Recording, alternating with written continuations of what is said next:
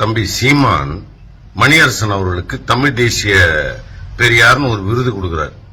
அது அவர் இஷ்டம், மணியரசன் இஷ்டம். இதுல தந்தை பெரியாரை பற்றி மிக இழிவாக சீமான் பதிவு செய்கிறார்.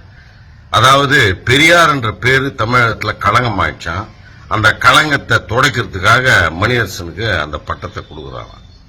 அப்புறம் இன்னொரு வார்த்தை, 10 நாள் குளிக்காத பாண்ட சொல்லுது நம்மளையெல்லாம் அப்படின்னு பெரியாரை பற்றி சொல்லுது. டேய், 10 நாள் குளிக்கலன்னா குளிச்ச உடனே அந்த அழுக்கு போயிடும். முட்டாளே, நீ சுமந்துகிட்டு இருக்கிறது மூளையெல்லாம் அழுக்கு. 10,000 வருஷம் அழுக்கு. 10 நாள் சொல்லி 10,000 வருஷம் அழுக்கு.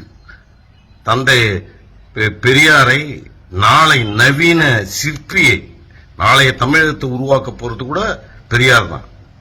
அப்படிப்பட்ட மகத்தான ஒரு மனிதனை எவ்வளவு இழிவுபடுத்திட்டு இருக்கிற அப்படின்னா, நீ இதுவரைக்கும் பாப்பானுக்கு அடிமையா இருந்த, அடியாளா இருந்த, இப்ப நீ பாப்பானாவே மாறிட்ட பெரியாரை எதிர்க்கிறது.